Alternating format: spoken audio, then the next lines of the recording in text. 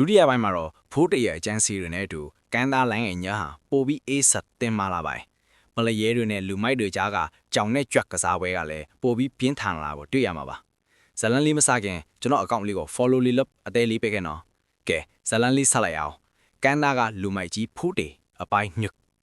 မနေ့အစောကြီး၄နာရီခန့်မြူရီဆိုင်နေရန်ကုန်မြစ်ကန်းသားမှာမီးတင်ဘော်ကြီးအစီးဆိုင်ကပ်လိုနေပြီ။ကုန်းပတ်ပေါ်မှာတော့အလုံဘက်ကအောင်ကျော်နဲ့သူ့လူလေးစံအိတ်တွေချဖို့ပြင်ဆင်နေကြတယ်။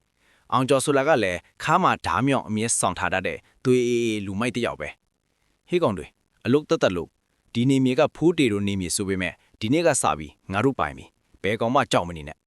အောင်ကျော်ကအမိန်ပြေတန်ခက်ကြက်ကြက်နဲ့ဟောက်လိုက်တယ်အဲ့ဒီအချိန်မှာပဲအမောင်ထဲကနေဖိုးတေရဲ့အတန်ခတ်အောထတ်ပေါ်လာတယ်နေမြေဆိုလားပစဲနဲ့ပိုင်တာမဟုတ်ဘူးအောင်ကျော်တက်တိနဲ့ပိုင်တာကွအောင်ကျော်လက်ကြည့်လိုက်တော့ဖိုးတေကတွေးလက်တပည့်ကျော်ဤစောဦးတို့နဲ့အတူအေးဆေးဆေးပဲလမ်းလျှောက်လာတာကိုတွေးလိုက်ရတယ်ဖိုးတေရဲ့လက်ထဲမှာတော့မနီညာကသွေးထားတဲ့ဓားမြောင်ကလာရောင်အောင်မှာပြောင်လက်နေတယ်ဖိုးတေမင်းလူနေနေတယ်နော်မင်းတို့တင်ချိုင်းကုန်းကငါအလုံးဘတ်မှာပဲစီစဉ်ပေးရမလားဒီကန်းသားမှာပဲစီစဉ်ပေးရမလားအောင်ကျော်ကလောင်ရဲလိုက်တယ်ဖိုးတေကခြေလမ်းကိုရက်လိုက်ပြီးဈေးလေးပြားကိုခါချလိုက်တယ်အကြီးအတွက်ကအထီးကမဟုတ်ဘူးမင်းတပည့်တွေထဲမှာငါမျက်လုံးကိုတက်တက်ကြည်ရဲတဲ့ကောင်ပါလာလို့ပဲငါကကြည်နေတာကဲကျော်ကြီးစိုးသူတို့ကိုနေမီရှင်ရဲ့အလေးပြူပုံမျိုးပြလိုက်စမ်း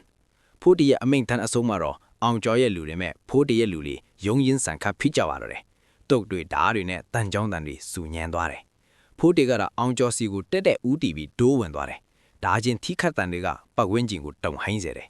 ရုတ်တရက်ဝီစီတန်တွေတစီရက်ထပ်ပေါ်လာပြီးကန်သားလန်းကလောက်မီးမောင်းကြီးတွေလင်းထိုင်သွားတယ်ယူနီဖောင်းဝက်ပလိရဲဦးထွန်းလာနဲ့အဖွဲဟာလမ်းနှစ်ဖက်စလုံးကနေပိတ်ဆို့ထားလိုက်ပြီးအားလုံးလက်နဲ့ချဆန်းမလုံနဲ့လုတ်တဲ့ကောင်ပြစ်မယ်ဦးထွန်းလာကရိုက်ဖယ်တနက်ကိုမိုးပေါ်ထောင်ပြီးအော်လိုက်တယ်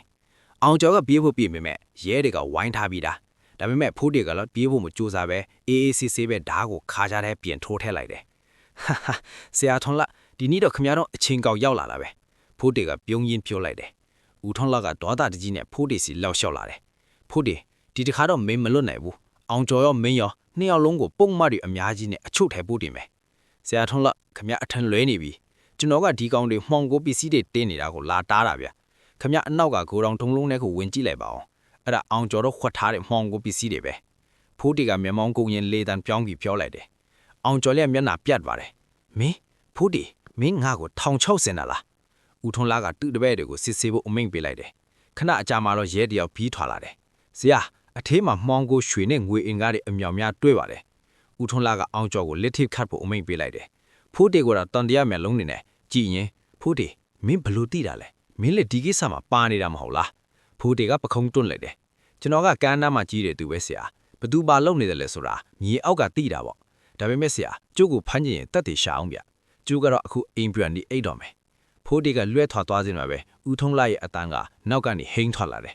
နေုံဖိုးတေမင်းကိုဒီတစ်ခါလွတ်ပေးလိုက်မယ်ဒါပေမဲ့အောင်ကျော်ရဲ့အထက်ကလူကြီးတွေကမင်းကိုအလွတ်မပေးနိုင်ဘူးမင်းဘဝအတွက်ပြင်ဆင်ထားလိုက်တော့ဖိုးတေကရပ်မနေပဲလက်ရမ်းပြရင်အမောင်လေးကိုတိုးဝင်ပျောက်ကွယ်သွားပါတော့တယ်အပိုင်း3မှာဘာဆက်ဖြစ်မလဲဆိုတာကိုတော့ဆက်လက်ဆောင်မျှော်ကြည့်ရှုပေးပါအောင်နော်အားလုံးကိုကျေးဇူးတင်ပါတယ်ခင်ဗျာ